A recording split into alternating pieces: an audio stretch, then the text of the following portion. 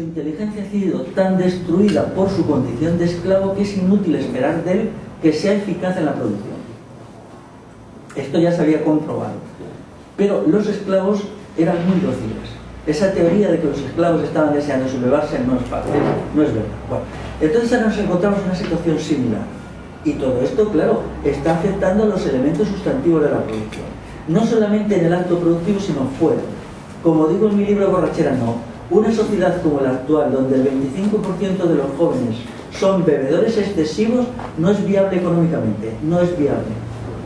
Yo lo tengo muy claro. No tiene futuro económico. Porque eso incluye elementos decisivos. Daros cuenta los costes ocultos que eso tiene. No solamente de baja eficacia en la producción cuando uno va borracho o medio bebido, sino también los costes sanitarios, los costes convivenciales, que se manifiestan muchas veces como un consumo exagerado de psicofármacos, etcétera, ¿no? Todas esas cuestiones están como ahogando o destruyendo las bases últimas de los elementos productivos. Esto nos sitúa en las antípodas de la tesis de Sócrates para una economía eficiente, que es: creemos una sociedad razonablemente libre, donde la gente no esté sometida a controles excesivos, al mismo tiempo con un sentido moral fuerte y una calidad del sujeto a partir de la ética suya, socrática, y no tiene por qué haber ningún problema económico. Yo estoy de acuerdo, ¿no? La economía actual es un problema porque es monstruosa y porque está basada en una destrucción sistemática del sujeto y del individuo. Eso es lo que la hace tan complicada, ¿no? Y tan alarmante, porque si nos preguntamos cómo he pasado de 4 años de la prosperidad más maravillosa, donde todo el mundo tiraba el dinero, ahora que muchos ayuntamientos no tienen ni para pagar la luz. O sea, que son solo 4 años, no son 40. Hay 2.000 municipios que no pueden pagar la luz o que están cerrando, por ejemplo, polideportivos por no tener allí un bedel y cosas así, ¿no? Entonces, ¿cómo ha sido? Porque la prosperidad anterior estaba basada en unos presupuestos falsos, ¿no? Incluido, por ejemplo, la noción del sujeto de derechos económicos, es aberrante. El sujeto de derechos de la modernidad, cuando el sujeto básicamente tiene que constituirse como un sujeto de derechos y deberes, ¿no? Pero claro, ¿cómo le vas a hablar de deberes productivos a una persona que va a ser explotada en una fábrica? No lo puedes hacer. Entonces ahí hay un colapso. Yo no puedo decir ser productivos. No, vale, sí, lo somos, primero queremos ser libres, o sea que abajo los empresarios y conquistamos la libertad económica, ¿no? Entonces, todo este lío económico-político está presionando, y es lo que está en el fondo, ¿no? Ahora estamos en un momento de la demagogia populista fácil sobre la crisis económica, vale, muy bien, estamos en ese momento, y vamos a ver dentro de un año qué queda de esto, ¿no? Y todos los premios Nobel dando la tabarra y tal, pero dentro de un año habrá que profundizar en las causas de la crisis, o bien habrá que bueno, pues aburrir al personal como se le ha aburrido en las asambleas del 15M con tonterías. Antes citaba el libro del análisis de los chinos. Ellos hacen una entrevista a un empresario chino de Kenia. Fijaros lo que le cuenta a este hombre. Bueno, es el allí que ha sido enviado por el banco para dirigir, me parece que es una mina muy importante de cobalto. Y el tío le dice, los occidentales están perdidos porque no tienen la capacidad de sacrificio que tenemos nosotros. Que yo soy un empresario y como la bazofia de mis trabajadores. Duermo en un camastro y que sin embargo ahí está la empresa de no sé qué país que exige unos sueldazos enormes, ellos van en coches, ellos necesitan aire acondicionado y dicen nosotros no. Con lo cual, bueno, los europeos pueden vivir mejor que nosotros, pero nosotros les estamos ganando por la mano porque estamos haciendo una acumulación de capital que ellos no hacen, ¿no? Y lo explica brevemente. Es decir, todos los chinos que han venido conmigo, que son muchos, por la empresa, todos los mandos son chinos, pues vivimos igual. Y los autores del libro hacen una descripción de las condiciones de vida, ¿no? Yo no estoy defendiendo ni el modelo chino ni el modelo actual, solo estoy viendo las comparaciones, ¿no? Lo que era obvio es que... Las comparaciones son tasas de explotación diferentes, pero o sea, las salvajes en el caso chino que las occidentales, y eso explica la competitividad, entre comillas, de sus productos. Claro, pero aquí se han vivido en los últimos 20 años una sociedad de consumo a base del crédito. Es decir, se endeudaba la familia, se endeudaba la sociedad y el Estado. ¿Eso es viable? Por ejemplo, toda la izquierda lo que propone es ahora mismo seguir con la economía anterior basada en el crédito. Eso no es viable, hay un momento que no es posible, ¿no? Entonces, es que los banqueros nos roban y tal. Bueno, pero echemos un vistazo, ¿la economía actual es viable? ¿Esto es viable? ¿Podemos seguir otros 15 años viviendo del crédito? Yo creo que no, es imposible, porque es imposible, ¿no? Porque o sea, hay cosas que tienen una lógica inherente y es muy fácil hacer una demagogia populista y tal. Yo que estoy proponiendo la recuperación del capitalismo productivo, ya lo están haciendo las élites, el PP lo va a hacer y lo está haciendo el PSOE. Yo no estoy proponiendo eso, yo lo que estoy proponiendo es que la situación actual, que es una crisis global, la vivamos como una crisis global para una respuesta global que yo le llamo revolución integral. Eso es mi propuesta, ¿no? Pero lo que es cierto es que no es viable, ¿no?, lo que ellos proponen. Entonces, otra causa de la crisis más es la devastación medioambiental. Por ejemplo, se dice, está subiendo el precio de los alimentos y las materias primas, porque los suelos están devastados. O sea, los suelos europeos tenían un índice de materia orgánica a principios del siglo XX del 3%. Ahora en el Estado español me parece que no llegan al 1,5%. Hay algunas provincias que se sitúan en el 0,5%. Hay un límite en el cual, si un suelo ha perdido la materia orgánica, ya no es productivo, se convierte en suelo estéril. El 1% de carbono. El 1%. Efectivamente, que eso es... Pero medido en carbono es más que no es el 1% de materia orgánica, es el 0,1%. No, la materia orgánica sería más alto, claro. Bueno, eso es... Y sin embargo eso no se ve. Por ejemplo, el agotamiento de los recursos hídricos. Durante mucho tiempo se han establecido centros de riego que hoy ya están agotados, ¿no? Por ejemplo, el famoso acuífero de las lagunas de Ruidera está agotado o está semiagotado. En Estados Unidos se están dejando grandes extensiones de California sin cultivar porque el agua que sale ya son los últimos residuos del agua fósil que está muy salinizada, ¿no? Aquí mismo en el Valle del Ebro se están dejando de cultivar tierras porque el riego saliniza. O sea, entonces se nos vendió hace 30 años que sería maravilloso. No, el riego saliniza. Lo que no saliniza es la lluvia. Entonces, todas esas cuestiones cuando se aplican, claro, durante 30 años ha sido estupendo porque hemos tenido productos alimenticios baratos, pero ahora ya no es así, ¿no? Ya no es así. Entonces, eso es un factor también que hay que tener en cuenta. Todas estas cuestiones se tienen que meter, ¿no? Occidente no es competitivo en el mercado mundial. Todavía lo es en muchos sectores, pero cada vez menos, ¿no? No olvidemos la India también. Veamos el caso incluso de los productos de entretenimiento, el caso de Bollywood, como se diga, bueno, pues está desplazando, ¿no? Hay otra cuestión que no se ve, que es la potencia financiera de los países islámicos gracias al petróleo. Aquí lo habéis visto muy fácil cuando es Qatar quien está financiando al Barça, ¿no?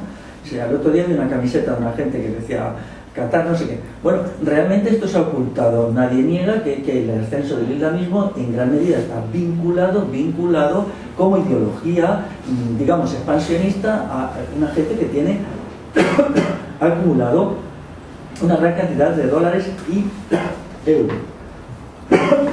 Por ejemplo, me parece que el año pasado Arabia Saudí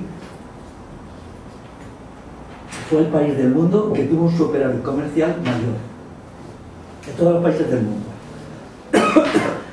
Es importante para Estados Unidos que se vaya ganando. Sabéis que España ha firmado 2 contratos, uno militar, por lo cual le va a vender carros de combate por valor de casi 5.000 millones de euros y otro para llevar el AVE.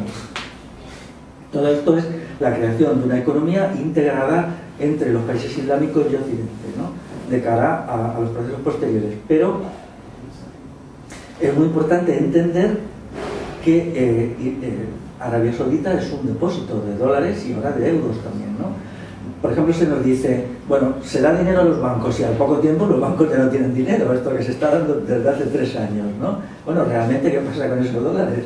No es como echar agua en un cesto con agujeros, ¿no? ¿Qué pasa? Es verdad que en todas las crisis hay una parte del dinero que se oculta, ¿no? No hay posibilidades de negocio y la gente se lo guarda. Bien lo puede tener en un depósito o bien lo puede incluso tener en su casa debajo de la cama metido en una maleta, ¿no? Hay muchas maneras. El dinero se retrae. Pero también es verdad que está habiendo una transferencia ya desde hace mucho tiempo de dinero en la forma de papel moneda o en la forma de cuentas desde Occidente a otros países. Por ejemplo, Arabia Saudita ya está pasando desde hace 30 años. Ahora mismo una parte de ese dinero se acumula en los países ascendentes, en China, en Brasil, incluso en México, parece ser, también en Perú, en Indonesia, en Turquía. Y entonces, claro, mientras no se resuelva la base económica de la economía productiva, no puede resolverse el asunto. Volverán ahora, le quieren dar, ¿cuánto eran? 100.000 millones de euros, ¿no? Bien, se lo dan, están un tiempo, pero claro, en realidad esos euros viajan al exterior para traer productos que aquí no se producen. Entonces, en algún momento tendrán que buscar salida. ¿Cómo? Pues no sé, yo estoy esperando a ver qué remedio se les ocurre. Yo tengo mucho interés ahora intelectual por ver qué van a hacer. Unos aranceles, una política expansionista a lo bestia, por ejemplo, coger a un país y amenazarle, por ejemplo, pues no sé, coger a Indonesia y obligarle, lo han hecho hace 15 años, se hizo con países africanos, se les sometió a una presión muy fuerte de tipo militar y se les obligó a tomar medidas de tipo monetario para que sus mercancías fueran mucho más baratas. Eso se hizo, me parece, con Kenia en los tiempos de Clinton, algo así. Entonces, bueno, ¿qué van a hacer? Pero la situación no es, ya se ha entregado muchísimo dinero a las entidades financieras que no son capaces de recuperarlas, claro. Entonces, de una manera u otra, tienen que establecer una economía productiva, que ahora no lo es. La idea esta de que bastaba con los servicios y el turismo, eso no puede ser, porque no, vamos, ahora hay mucho negocio, pronto vendrán los chinos aquí de turismo, pero tiene que haber una base. Y voy a decir algo ahora que a alguna gente le va a escandalizar, supongo, ¿no? Pero la economía que el franquismo deja al final del franquismo era mucho más equilibrada y sana que la que hay hoy, en lo que llamamos España, porque incorporaba un componente fuerte de la industria, tenía una agricultura menos degradada que la actual, porque no nos engañemos que ahora sí hay mucho dinero que viene de Almería, de la fresa de Huelva y de 3 o 4 cosas más, pero el conjunto, pues por ejemplo la producción cerealista estaba bastante degradada, la ganadería industrial prácticamente se alimenta de piensos extraídos de fuera, de Argentina y tal, ¿no? Entonces ahí se ha producido unos fenómenos de derroche muy fuertes. Ahora la economía que tenemos es muy degradada, no puede basarse en el sector servicios, como se ha hecho, porque es una economía muy parasitaria. El sector servicios en realidad, ¿qué es? Pues el turismo, fiestas, una exacerbación de los servicios sociales, cantidad de gente que trabaja para ayuntamientos, tal. Toda esta gente va a ir poco a poco pasándose a economías productivas. Pero con todo esto tiene que hacerse de acuerdo a un proyecto. Parece ser que ya lo tienen, porque la política del PP va por ahí y la del PSOE también, ¿no?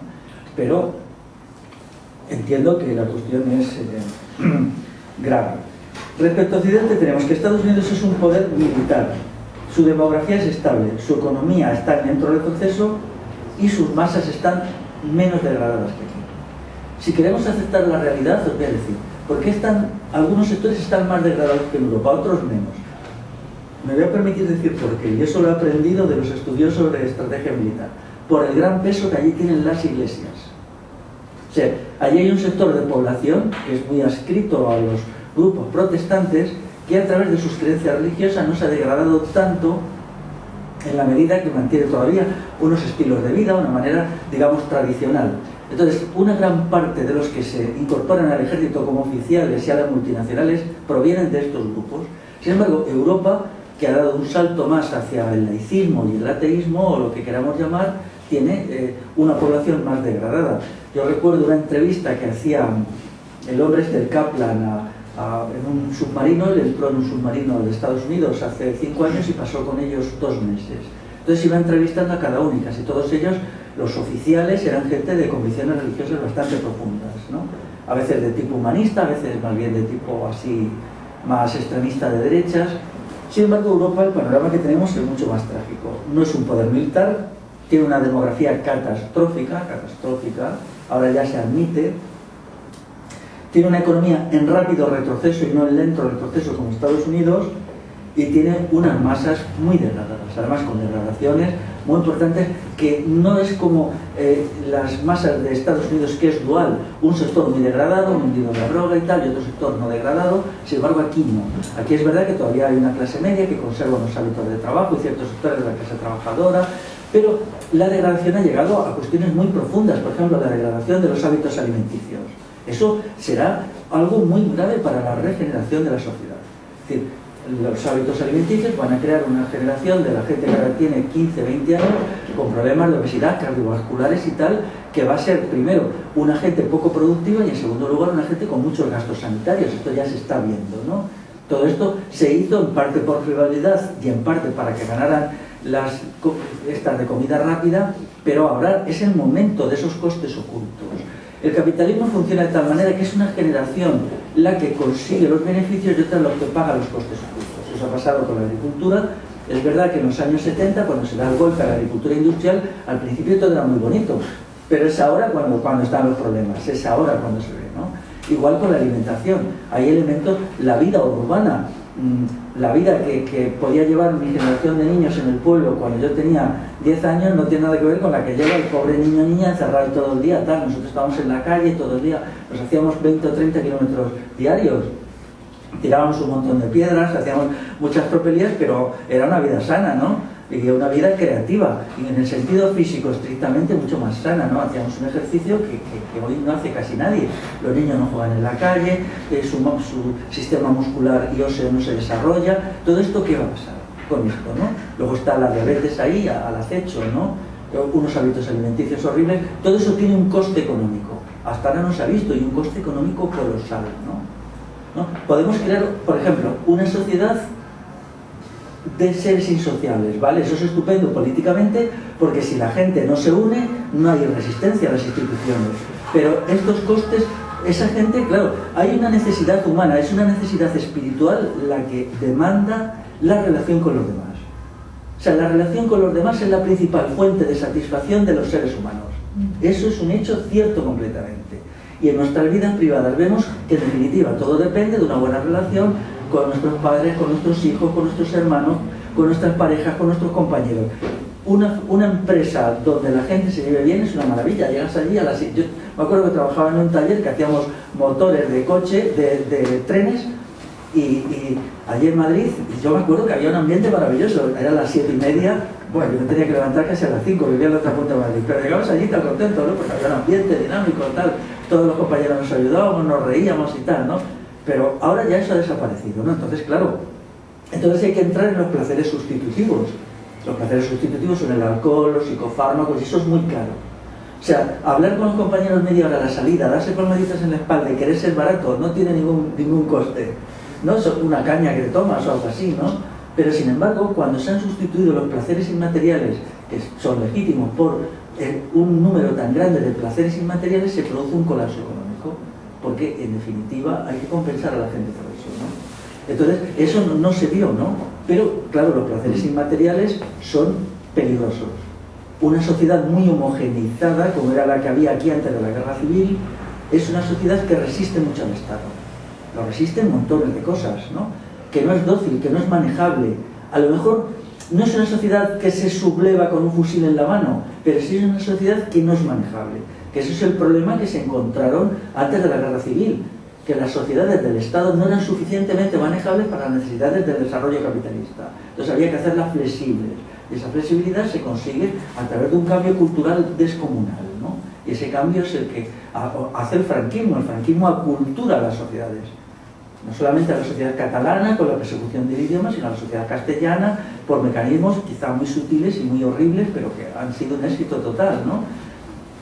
Entonces, en esta situación, claro, salir hay que ver toda esta complejidad, porque si no, no encontramos las causas últimas, ¿no? Las causas últimas de lo que estamos ante una crisis de la civilización occidental que se manifiesta en una de sus formas como crisis de la economía.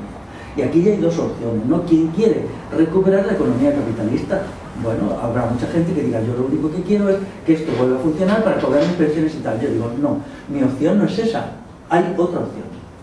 Por lo tanto, la historia se puede elegir, hay otra opción. Yo quiero que de aquí salga una regeneración total de la sociedad occidental como sociedad de la libertad del individuo de calidad y de un sistema de valores, por lo tanto, nuevo.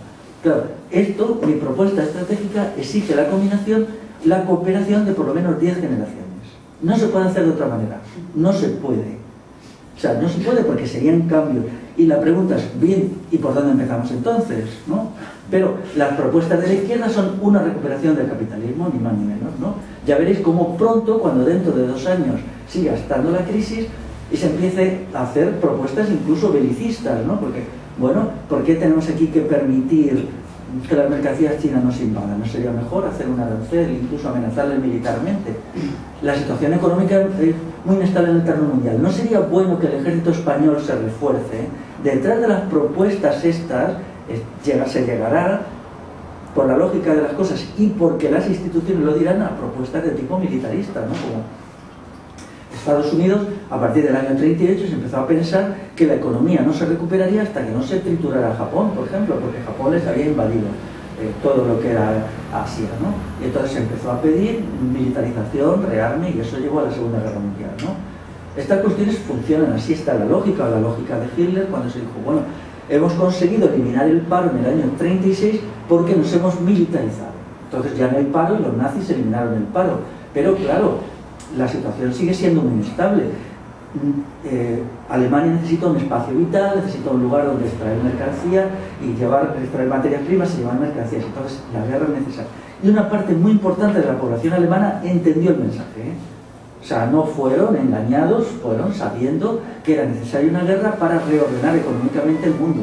Porque si no, se volvería a la situación en que estaban en el año 30, que había una gran pobreza, ¿no? Alemania, la gente llegó a pasar hambre, muchos sectores de la población, si no hambre exactamente, esa escasez de comer 2.200 calorías al día, que bueno, no te mueres, pero te quedas muy delgado, ¿no?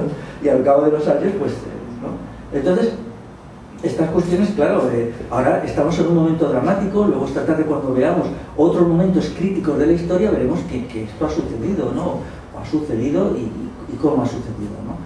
Y ahora, pues, las propuestas de la izquierda, por ejemplo, cuando en el texto que os han dado antes se dice que yo critico de militarista a fulanito y menganito. Ahora no se entiende por qué digo lo de militarista, en 2 años se entenderá bien, en 2 años se comprenderá.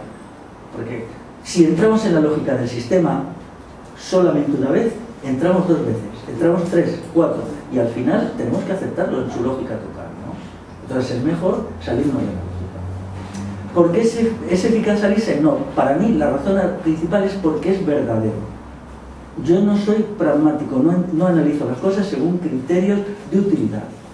Para mí es verdad que todo eso es horrible y yo no quiero estar en ese mundo, y como todavía hay una posibilidad de elección, elijo una recuperación de las sociedades europeas a partir de una mutación total. Y creo que quizá en 10, 20, 30 años se presenten oportunidades reales, se presenten para hacerlo. Sé que ahora no, pero claro, cuando se presenten, si no estamos preparados no nos va a servir de nada. Esa es la cuestión. Pero vamos a tener una oportunidad de introducir un cambio civilizatorio sustantivo. Eso no me cabe duda. Pero tenemos que ser más inteligentes que las élites del poder, en todos los sentidos, más inteligentes, más capaces, más creativos. Entonces podremos hacerlo. Por lo tanto, la idea de revolución integral tiene 2 partes. No solo lo que se hará en un futuro, sino lo que tenemos que hacer ya.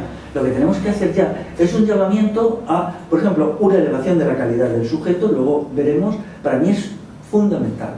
Las transformaciones del pasado han fracasado o han triunfado en gran medida según la calidad del sujeto. La calidad del sujeto es un factor decisivo.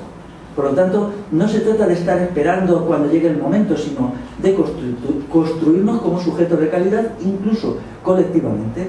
Es decir, esto para mí tendría que ir emergiendo formas colectivas en las cuales la calidad del sujeto fuera una realidad.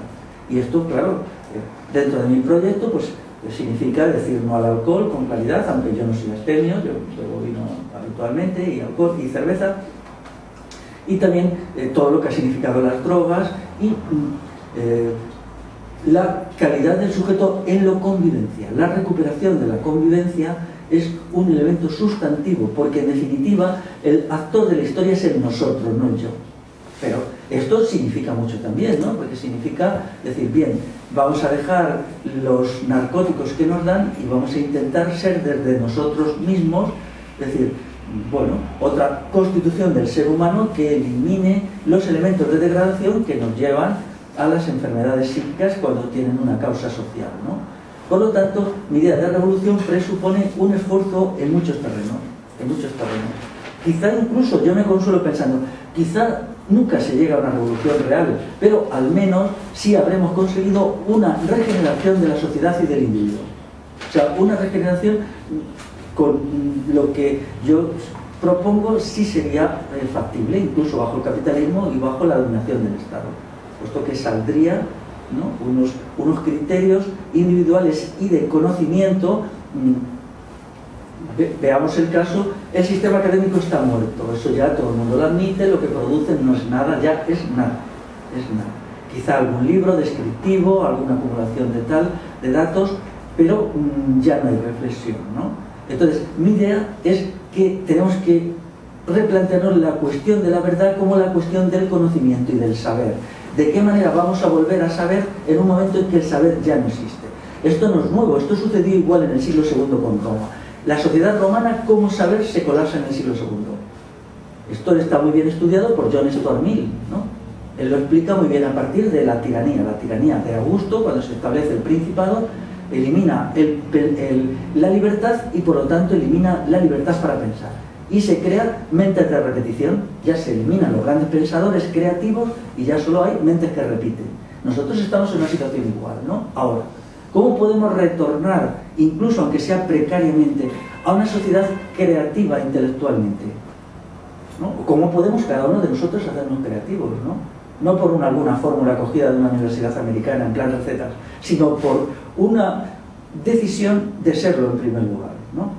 Entonces, cuando veamos la crisis, porque la crisis de Roma también es una crisis intelectual, ¿no? Roma se derrumba en el siglo III, se derrumba de muchas maneras, pero también es una crisis del pensamiento. Entonces, nosotros ahora tenemos que pensar y ser capaz de enfrentarnos a muchos problemas de muy diverso tipo con una mente creativa. Yo vi en el 15M, aunque no lo creéis, bastante creatividad intelectual, Yo me iba sol y me sentaba y decía, a ver, del problema de ayer que no teníamos ni idea de cómo resolverlo, ¿qué se os ha ocurrido? Y salió brillante. A mí se me ha ocurrido otra cosa, joder, ¿verdad? Eso es útil. A veces era para chorradas, otras pero había creatividad realmente, creatividad. Y yo disfrutaba mucho de la creatividad de la gente, ¿no? Cuando ya estaba muy metido, ¿no? Lo que pasa es que eso se perdió luego. Fue como una explosión de creatividad que duró 3 semanas y luego, no sé, la influencia de la mentalidad izquierdista, esta reivindicativa y llorona, ¿no? Pero, bueno, un momento muy, muy interesante, ¿no? ¿Cómo se podría eso generalizar, no? A veces era para bobadas, cosas prácticas, ¿no? Y otras veces para cosas importantes. De las cosas... Sí, vamos. Sí, Félix, dices que, o sea, que el mundo académico está muerto, pero yo lo que veo es exaltación de lo que es la titulitis, ¿no? Por los padres o estudiantes, una titulitis y una exaltación hacia todo eso. ¿Cómo se manifiesta que está muerto? Será por 4 que queremos todavía pensar un poco, pero no sé, ¿de qué manera? ¿Qué dirías sobre esto, no? Pues vamos a ver, está vivo como estructura, pero está muerto como pensamiento. O sea, vivo como estructura que te imponen, te obligan, pero cuando dices, bien, veamos, por ejemplo, yo puedo leer con gusto, y lo leí, el libro de Adam Smith, La riqueza de las naciones, que es de 1776. Me parece un libro muy creativo, yo no lo comparto, pero lo leí con gusto y me acuerdo que lo leí hasta en el metro, a pesar de que es gordo, ¿no? Los tratados de economía actuales, pero bueno, ¿qué es eso? ¿Es que eso es un libro? ¿Eso qué es? O sea, ¿cómo lo podemos clasificar? ¿Eso qué es? Es una colección no sé, sí, alguien que ha perdido la cabeza, ¿no? Pero esos tratados se escriben y nadie los lee. Eso para mí me entusiasma, ¿no? Entonces nadie los lee, ¿no? Y cuando ves, mira, el diario El Mundo publicó en junio, me parece, le hacía a 4 premios Nobel unas preguntas sobre la crisis, que tenían que dar 4 respuestas. Y hasta la misma persona que hizo la encuesta se reía. Decía, bueno, entonces, claro, es el recetario de la... No, échale más... lo que hay que hacer es crear una inflación moderada. El otro, no, lo que hay que hacer es que el Estado gaste más todavía. No, hay que ahorrar. Pero bueno, ¿esto qué es? Un recetario, como si estás haciendo una tarta y tienes allí un amigo a mirar al lado y estás pensando si le echas un poquito de azúcar o le echas más miel o cualquier... Esto no puede... O sea, y las sociedades humanas se mueven por las grandes visiones. Las grandes visiones, ¿no? Y Adam Smith lanza una gran visión que desgraciadamente triunfa y nos lleva a lo que vivimos, ¿no? Pero ahora la vemos ya ultra degradada. Entonces nosotros estamos en un momento de las grandes visiones, pero no creadas por alguien, sino tienen que ser una elaboración colectiva, tienen que surgir del cuerpo social, ¿no? Entonces la universidad ya no aporta nada. A veces sí, por ejemplo, bueno, pues lees algún libro y dices, bien, esto está bien, ¿no? Pero, y claro, sus limitaciones como aparato de poder se ponen de manifiesto en su incapacidad para entender la realidad.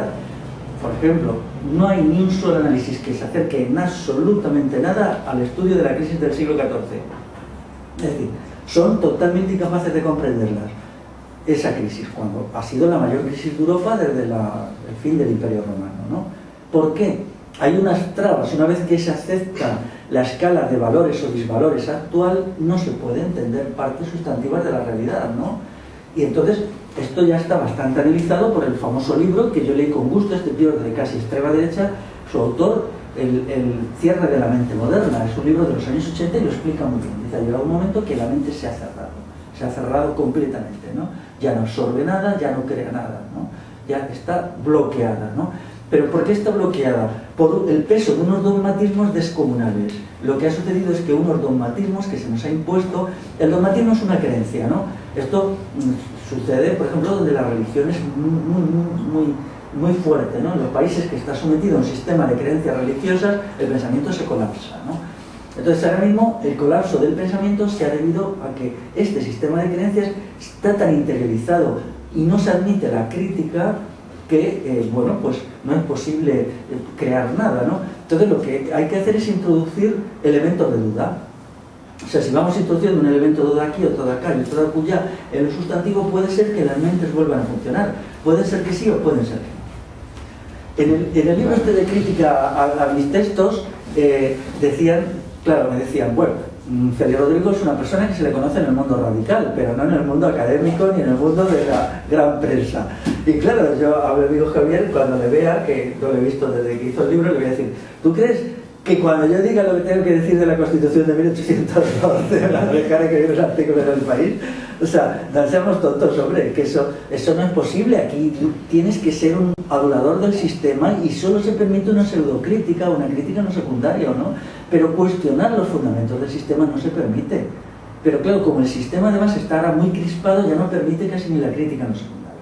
Ahora mismo el sistema se ha vuelto rígido. Observar una cosa, en los últimos 30 años prácticamente no se ha introducido ninguna reforma de nada, salvo aquellas que interesan al poder constituido. O sea, el sistema se ha cerrado, se ha colapsado incluso en los aspectos de las reformas sociales, ¿no? Entonces, ¿en qué situación estamos? Pues como pequeñas minorías, lo sabe bien con el caso del SIDA, que intentamos introducir elementos de duda, elementos de desacuerdo, con unos resultados prácticamente nulos, ¿no? Pero, bueno, ahora tenemos una oportunidad. La crisis de Occidente cuestiona el sistema. Es decir, lo cuestiona porque la gente empieza a ver que no va, ¿no? Y entonces tenemos una oportunidad, se abre un ciclo histórico nuevo en el cual podemos asomar un poquito la patita por debajo de la puerta. ¿Cuánto? Ya veremos cuánto, ¿no? Por ejemplo, hace 5 años yo no podía decir que la tecnología es causa de crisis económica. No lo podía decir. Y yo lo he pensado desde hace 10 por lo menos. Me acuerdo incluso con gente muy radical que no. La tecnología es productiva económicamente y se hace tal. Ahora lo digo y la gente por lo menos se lo piensa. Porque ha habido un cambio en la realidad, ¿no? Eso es lo importante. Es decir, si nosotros nos situamos del lado de la realidad, según la realidad se vaya desencadenando, tendremos más oportunidades de hacer que nuestras argumentaciones lleguen. Por lo tanto, también es una época que hay que ser completamente antidogmáticos, es lo que yo defiendo del pensamiento ateórico. Es decir, no, si construimos un sistema de ideas, viviremos angustiados por si hay un momento en que la realidad niega nuestro sistema de ideas, que es lo que le pasa a todos los sistemas dogmáticos. Por ejemplo, el marxismo se ha pasado toda su vida discutiendo si la economía funcionaba como dijo Marx o como no dijo Marx. Eso es una cosa aberrante. Lo mejor es seguir la evolución de la economía tal como es y te evitas todo ese lío, ¿no? O sea, no intentas crear una teoría, no intentas meter la realidad en una camisa de fuerza, sino dejas fluir la mente según fluye la realidad. O sea, hay un fluido de la realidad y tu mente fluye con la realidad. Y vas entendiendo la realidad progresivamente en aproximaciones sucesivas, ¿no? Actualizaciones, ¿no? Vas actualizando tu comprensión de la realidad, ¿no? Entonces, eso es importante. Pero, claro, los sistemas dogmáticos son lo contrario. El sistema dogmático es un sistema de creencia. ¿Qué ventaja tiene un sistema dogmático? Que proporciona tranquilidad. Tranquilidad a la mente. Yo entiendo el mundo, no lo entiendo, simplemente me creo lo que me han contado, ¿no? Mientras que los sistemas de seguir el fluido de la realidad necesitan un estado de ánimo previo, que es aceptar que siempre tendremos cosas que no comprendemos. O sea, que siempre viviremos en la duda y en la inseguridad. O sea, eso es así, ¿no? Y aceptarlo, es decir, aceptar que no vas a tener una explicación total y que eso nos crea dudas y nos crea inseguridad. Y que en el momento de la acción y que el compromiso en algún momento puede ser muy fuerte, tendremos que tomar compromisos muy fuertes con una duda interior muy fuerte, ¿no? Porque no estaremos seguros. ¿no? Entonces, eso es un sistema distinto, pero es mejor que el otro con todo, ¿no? Y claro, el otro sistema ha colapsado la capacidad de pensar. Incluso la Occidente tiene un problema. Yo me pregunto, ¿Occidente tiene pensadores para resolver su crisis desde el poder? O sea, ¿el poder de Occidente tiene pensadores capaces de ayudar al poder occidental a resolver su crisis, sí o no? No. Quizás sí, quizás no. Por ejemplo, donde está muy concentrado la gente que más piensa es en el aparato militar. Cuidado, no os dejéis llevar por las tonterías del pacifismo. O sea, los mejores análisis, os vuelvo a insistir, leer de vez en cuando algún libro de estrategia militar. Quizás los mejores análisis se hacen ahí. Hay algunos libros que yo leo con gusto. Este libro que os he citado antes sobre la guerra tiene un análisis de la batalla de Lepanto que, cuidado. Es un análisis sobre conflicto y aproximación entre el Islam y Occidente, que claro, explica una cosa elemental, ¿no? Entonces, bueno, aquí siempre ha habido una libertad de crítica que nos ha permitido sobrevivir en situaciones límites. Islam, al ser un sistema dogmático, el Imperio Otomano se derrumba porque no fue capaz de replantearse sus propios problemas en términos realistas.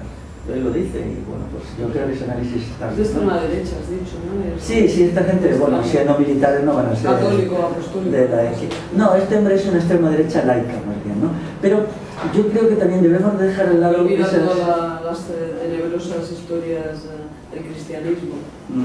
Bueno, yo creo que debemos de dejar al lado esas cuestiones porque estos hombres son pensadores muy buenos y analizan en términos de datos, o sea, no introduce sino un análisis muy interesante de ciertos episodios militares. Me parece que analiza 10, los griegos, la batalla de Lepanto, la Segunda Guerra Mundial, Vietnam, y saca conclusiones útiles a la reorganización que el ejército está haciendo. Estos estudios no son de adoctrinamiento porque no los lee el público, son estudios para ellos. Eso es una diferencia muy importante, ¿no? Cuando algo se quiere llegar al público casi siempre es mentira porque es propaganda, ¿no? Pero cuando se hace para que las élites intercambien opiniones suelen ser mucho más verdaderos porque claro, la élite no se autoengaña, ¿no? Salvo la Unión Soviética, que ellos no fueron capaces de diferenciar entre la propaganda y el análisis y acabaron siendo víctimas de sus propias mentiras. O sea, ellos se embarullaron en una sucesión continuada de mentiras que les llevó a no ser capaces de salir del caos, ¿no? Eliminaron tanto la libertad de expresión que se volvió contra ellos mismos, ¿no? No todos los totalitarismos son eficaces, ¿no? La tesis que precisamente defiende este hombre es que una sociedad hipertotalitaria no es eficaz en términos de poder. Es decir, que al poder le interesa siempre una cierta flexibilidad para que puedan debatirse ciertos asuntos. Pero Occidente está ¿en qué punto hoy? Mentalmente ¿en qué punto?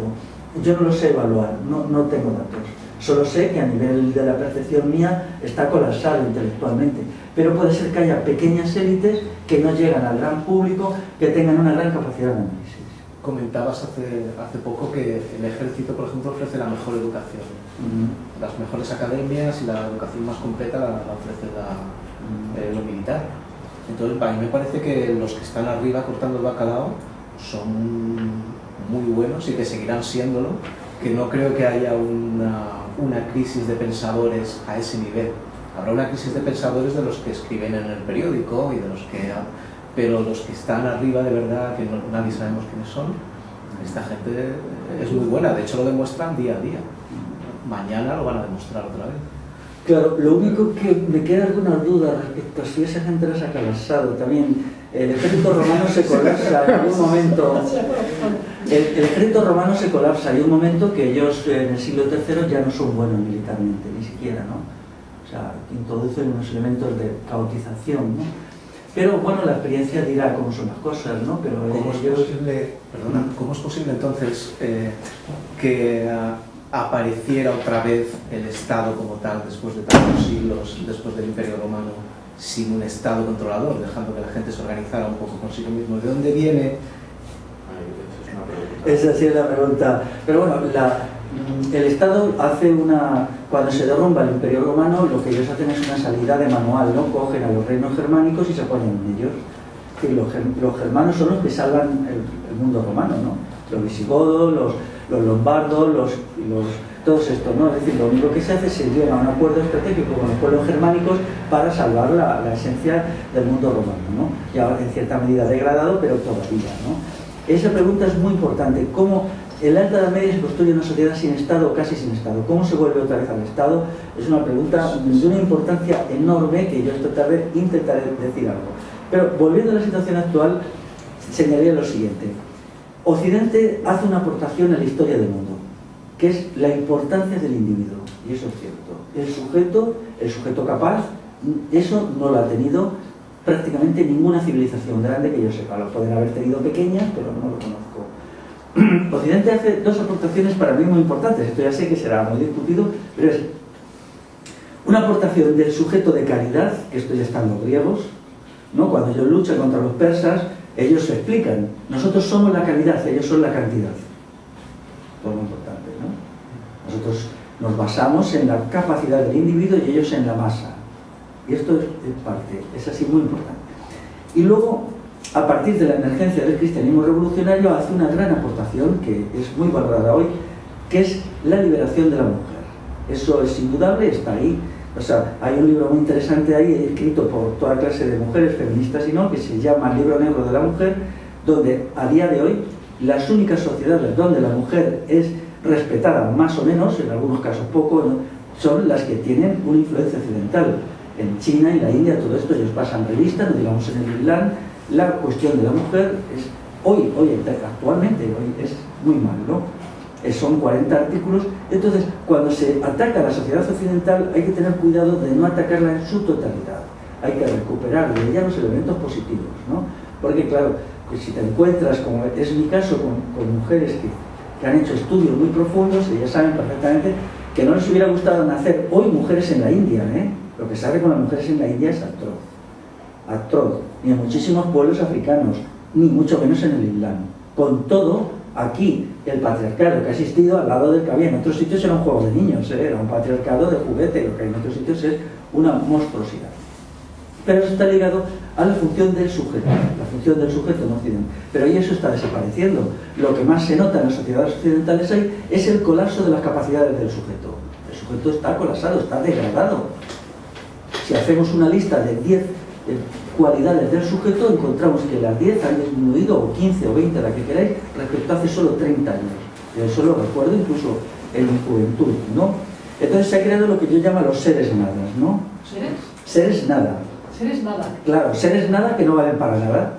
O sea, no valen incluso productivamente, ¿no? No valen militarmente. Yo me pregunto, si Occidente tuviera que librar una guerra, madre mía, ¿de dónde sacarían la gente? Si es que es nulo completamente, la gente hoy aguantaría una guerra, yo creo que no la aguantaría, ¿no? Entonces, volviendo al futuro previsible, ya muy deprisa, yo entiendo, no va a haber un crash, no va a haber un derrumbe súbito ni una catástrofe, sino un declive. Va a haber un declive más o menos rápido en el terreno económico, más o menos lento, más o menos rápido, que no es previsible. Va a haber una pérdida de la capacidad adquisitiva, de lo que he dicho antes. Va a haber un retorno a categorías laborales que ya está, de eventualidad, precariedad, inseguridad, como lo había en los años 50, donde la gente tenía trabajo un día y al día siguiente no lo tenía. Y no había trabajos fijos o los tenía solo un sector pequeño de la clase obrera, ¿no? Estamos ahora en el retorno a una economía de la producción, por encima de una economía del consumo. Y a nivel mundial nos enfrentamos a una reorganización de los bloques de poder, de lo que sabemos muy poco, y a una militarización rápida, que no se tiene que interpretar según modelos de hace 50 años. No vamos a tener una militarización con grandes masas de soldados desfilando por la calle, ¿no? No, va a ser una militarización cualitativa, basada tal vez en un uso de la tecnología. Antes se decía que la tecnología económicamente no es eficaz, pero militarmente es muy eficaz, muy eficaz, ¿eh? O sea, ahora mismo todos los sistemas estos de aviones no tripulados, misiles dirigidos por ordenador y por todo esto son muy eficaces. Entonces, en los futuros conflictos, digamos, grandes conflictos dentro de las sociedades, habrá que tener en cuenta que hoy el poder del Estado es 10, 20 veces superior a lo que era solo hace 20 años o quizá 10. Y esto es una cosa que desautoriza también a la gente del movimiento antiglobalización. El poder militar hoy es tremendo. Lo que ellos hacen, hace poco a un tío de Algeciras le mataron a partir de un misil que había estado volando desde 7.000 kilómetros, lo habían lanzado, lo dirigen con los procedimientos de la cibernética y hacen que caiga sobre ese tío exactamente, sobre ese tío. O sea, la guerra ha sufrido un cambio cualitativo y eso es lo que se buscaba. Daros cuenta que en cualquier proceso de cambio social, cuando alcance un límite, la amenaza militar va a estar. Va a haber cuidado, aquí está esto. Y eso es una cuestión que hay que considerarlo como un elemento de la realidad, ¿no? Mucho más que nunca, ¿no? Mucho más que incluso en 1936. Y eso es ahí. Ahora mismo estamos viendo el declive de todos los movimientos armados, desde ETA hasta todos han comprendido lo obvio, que no tienen nada que hacer. Lo tenía que haber aprendido ya hace 20 años. Al-Qaeda también es una cosa ridícula, los movimientos insurgentes apenas existen, los que quedan en Colombia son residuales. O sea, porque si el poder constituido quiere, puede destruir el conjunto de un movimiento insurgente. ¿Qué conclusión saco yo de esto? Pues por el momento ninguna, solo constato que las cosas son así. Constato que las cosas son así y bueno, ya veremos. Me gustaría saber tu opinión sobre la cuestión de la economía como explotadora de recursos naturales.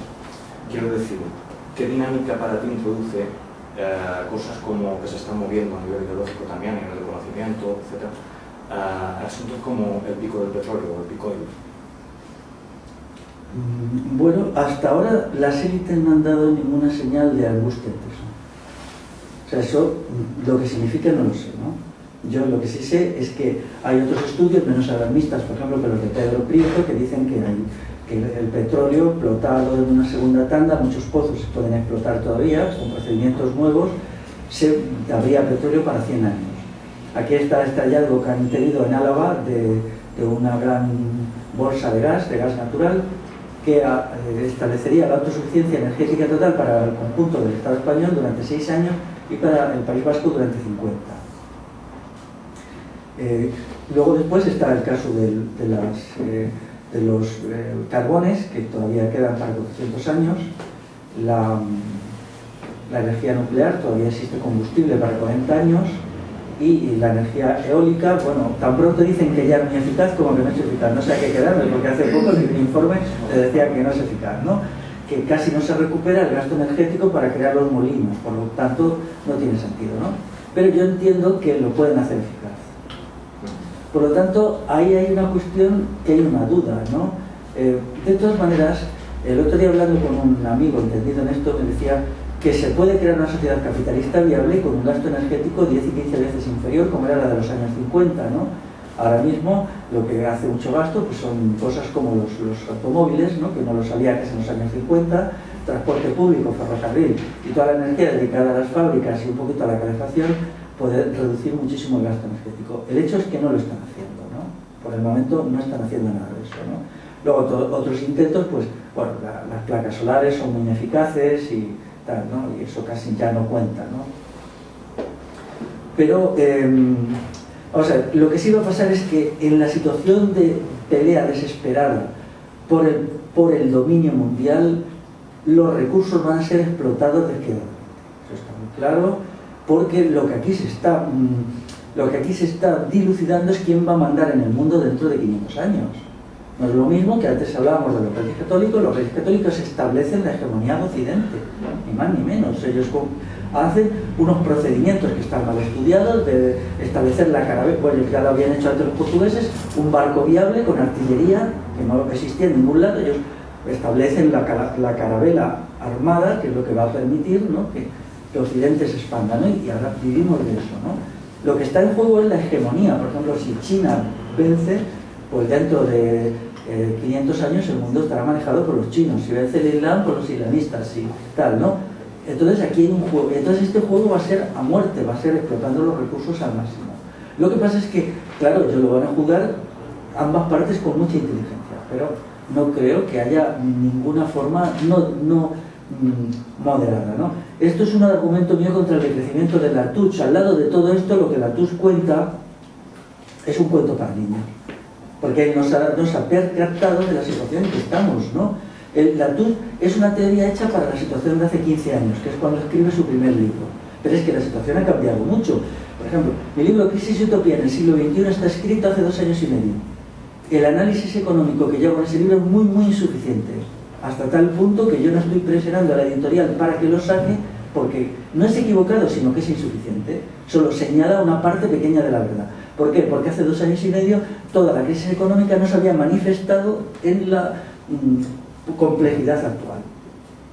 Por lo tanto, ¿eso qué significa? Que tenemos que estar muy ágiles mentalmente para modificar constantemente nuestro pensamiento en una situación que evoluciona muy, muy deprisa.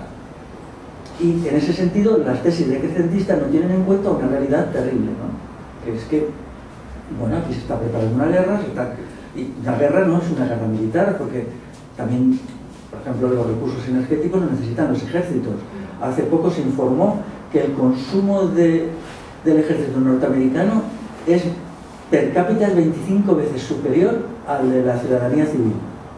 O sea, 25 veces en términos energéticos. O sea, cada soldado consume 25 veces más que cualquiera, considerando el consumo de las empresas, no el consumo casero, ¿eh? No es solo eso.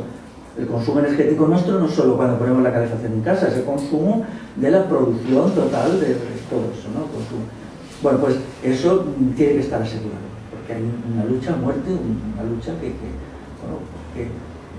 es sustantiva, ¿no? Y en muchos aspectos igual. Ahora es el peor momento, por ejemplo, para las políticas medioambientales.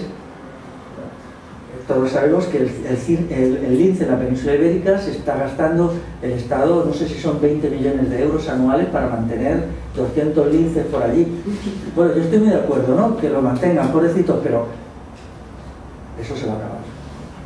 Se va a acabar porque ya pronto dirán, no, ya nos vamos a dedicar 20 millones porque no los tenemos, vamos a dedicar 10 y luego 5 y luego 200.000 euros. Y punto. Y los linces se acabarán de 3 a 4 años en un zoológico. Cuando ahora se ha intentado, que no lo critico, claro, se ha intentado mantenerlos en una especie de libertad tutelada, ¿no? Y eso va a pasar con muchos elementos, la explotación de los suelos. Por ejemplo, ahora es completamente inútil pedir a las instituciones que reforesten, porque la reforestación es muy cara, si se hace bien, y no hay dinero. Es así de simple, ¿no? ¿Qué hacemos ahora? Puesto que no es un interés estratégico del Estado ni el negocio para la empresa privada, la reforestación no se hará. La prueba más obvia es que no se está haciendo. O sea, incluso con la gente que yo reforestaba, que lo he hecho durante muchos años, hasta hace 5, ya casi no lo hace. Alguna vez me llaman, pero muy poco, cada vez menos, ¿no? Porque ellos también, los viveros son caros, ¿no? Cuando forestábamos, el tejo es muy caro, tienes que dejarlo casi 7 años en un vivero hasta que la plántula... Bueno, entonces, esta situación también influye en la creencia del ecologismo, ¿no? Y en la cuestión energética, pues no sé, quizá ahora se están encontrando muchos yacimientos de gas. Ahí habían levantado la mano, ¿no? Sí, a ver, pero me interesa saber qué interés puede tener el Estado en degradar el planeta. ¿Cuál puede ser el interés final? Porque, a ver, no lo entiendo. O sea, ¿lo está degradando conscientemente? ¿Qué motivo puede haber detrás de esto? Bueno, un interés... El planeta es su supervivencia, vamos, ellos viven en el planeta igual que todos nosotros, no entiendo esa teoría, fijación, porque el Estado quiera conscientemente degradar el planeta y no sé, es que... Bueno, eso... O es una visión que quieren hacer creer a la gente, es que no lo entiendo, una cosa que se me escapa. Vamos a ver, mira, ellos no tienen una decisión consciente, les gustaría conseguir beneficios sin degradarlo, ¿no? Pero en África, por ejemplo, los chinos están explotando muchos de los metales raros que sirven para los teléfonos móviles, ¿no? Estos metales raros, y entonces eso exige unas minas a cielo abierto que son súper contaminantes, ¿no? Entonces, donde eso se hace, primero se destroza el arbolado para sacar el metal, y luego esto se tiene que lavar, los ríos bajan contaminados, se producen incluso cuando se tuesta el mineral o algo así, se producen gases tóxicos, y lo que eso origina es una destrucción. El motivo último, los chinos buscan su lugar al sol, creen que tienen derecho a ser una gran potencia y esa gran potencia exige esa explotación, ¿no? Entonces esa cuestión lo lleva implícito por parte del Estado la voluntad de poder del Estado, sobre todo la realización de la voluntad de poder, y por parte del sistema empresarial la voluntad de beneficios, ¿no? Aquí la península ibérica empezó a degradarse mucho. Por ejemplo, me acuerdo ahora de la fábrica de cañones de Liérganas la Cavada, que está en Cantabria. Esta fábrica se inicia hacia 1640. Su objetivo es proporcionar a la flota de guerra española de la época cañones. Los cañones se tienen que hacer fundiendo hierro con carbón vegetal. En la época no se utilizaba todavía el carbón. Bueno, esa fábrica funciona durante 150 años y deja de funcionar cuando su entorno ha quedado totalmente desprovisto de madera, porque ya era tan caro traer la madera de lejos para hacer los cañones. ¿Cuál es la ventaja? La ventaja es que de allí salen 30.000 cañones a lo largo de 140 años, con los cuales la flota de guerra española combate a los piratas, combate a los ingleses, cañonea a los indios cuando se ponían sublevados, tal, ¿no? Se especializa más bien en cañón naval, ¿no? Entonces, eso origina un desastre medioambiental relacionado con las posibilidades tecnológicas de la época. Ahora, eso se hace a gran escala. Todavía, yo estuve encantado y un chico de la zona me dijo, todavía la zona de Liérganas, cuando la fábrica se cerró hacia 1804, nunca se ha recuperado. Y de hecho, recorres todo Cantabria, y Cantabria es verde y boscoso, y Liérganas está desforestado, ¿no? Entonces, la voluntad de poder necesita unos instrumentos físicos, no se puede solo realizar, ¿no? Incluso la propaganda necesita unos instrumentos físicos, como puede ser la televisión, ¿no? Entonces, todo eso, esos instrumentos físicos se extraen del medio natural y lo degradan sustantivamente, ¿no? Aquí, no solamente en el siglo XVIII se necesitaban cañones, sino se necesitaban barcos. Cada barco de guerra era se le ha llamado un bosque flotante. ¿Cuántos robles se necesitaban para un barco de guerra de los que luchó en la batalla de Trafalgar? No te lo puedo decir, pero quizá pongamos 40.000 robles. Hay que tener en cuenta que no solamente estaba la madera, sino que toda la parte metálica tenía que ser fundida con el carbón vegetal que se hacía con árboles. Toda esta cuestión era una gran masa que desaparecía, y de hecho el primer retroceso grande del bosque alto en España se da aproximadamente a mediados del siglo XVIII, vinculado a las actividades de la Marina de Guerra. Entonces, todos los procesos de la voluntad de poder van originando deficiencias sustantivas. Ya los romanos destruyeron, deforestaron la zona de Cartagena porque necesitaban, cuando ellos necesitaban hacer ánforas de barro para llevar el vino y el aceite a Roma, ¿no? Se cargaba en Cartagena y se llevaba con barcos. Entonces, las ánforas estas necesitaban mucha madera para cocerlas, eran ánforas grandes, así de este tamaño, ¿no? Entonces, esta tendencia a abastecer a Roma, que era por razones políticas, la gran urbe tenía que ser abundante, hizo que toda esta zona se deforestara. Ya nunca se ha vuelto a Cartagena, quedó desforestada hasta hoy, ¿no? Cuando era antiguamente, eso se ve por los estudios polínicos. O sea, el polinfósil te indica que hasta más o menos el siglo II de nuestra era era un sitio muy rico en polen de encina. Su proyecto no es destruir el medio ambiente hasta que no quede nada que comer, no. En el texto mío de Crítica a la Tuche se explica, ellos tienen un proyecto estratégico. Por ejemplo, destruyen el medio ambiente como medio ambiente natural, pero lo reconstruyen como medio ambiente productivo. Y eliminan casi todas las plantas, pero dejan 30 especies animales y vegetales de las cuales nos alimentamos. No está en peligro el trigo, ni la cebada, ni el maíz, está en peligro otras muchas plantas, ¿no? Hay una pérdida de biodiversidad. Entonces, lo que ellos han hecho ha sido una reorganización productiva. Por ejemplo, cada vez hay menos bosques, pero cada vez hay más plantaciones de árboles maderables. Que esos árboles maderables sean una porquería y destruyen el paisaje es otra cosa, ¿no? Y no permiten flora y fauna, ¿no? Pero, ¿qué se ha hecho en el norte de la península ibérica? Plantar todo de eucaliptos, el bosque autóctono ha sido eliminado.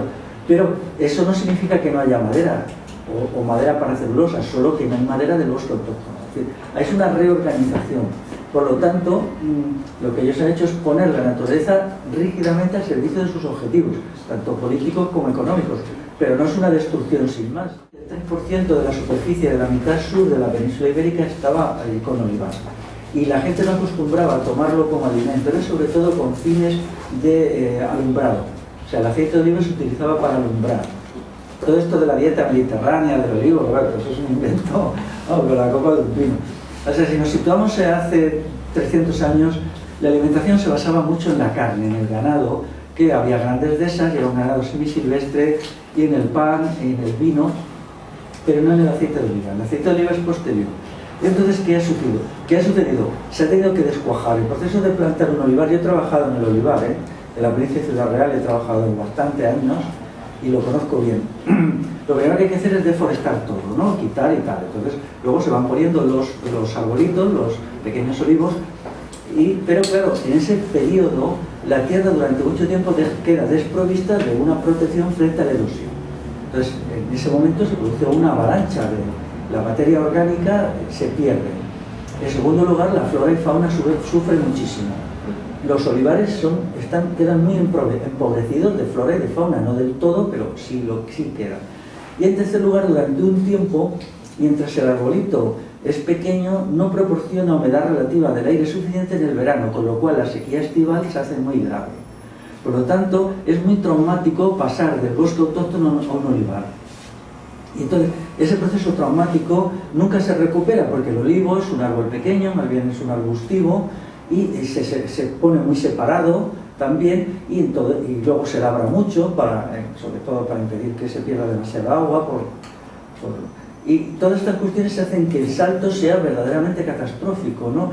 Y en las zonas donde más se está perdiendo tierra por erosión son los olivares. Los datos ya lo doy en mi libro, Naturaleza, Ruralidad y Civilización, que en algunos sitios la FAO me parece que permite solo 8 toneladas por hectárea y año de pérdida de tierra.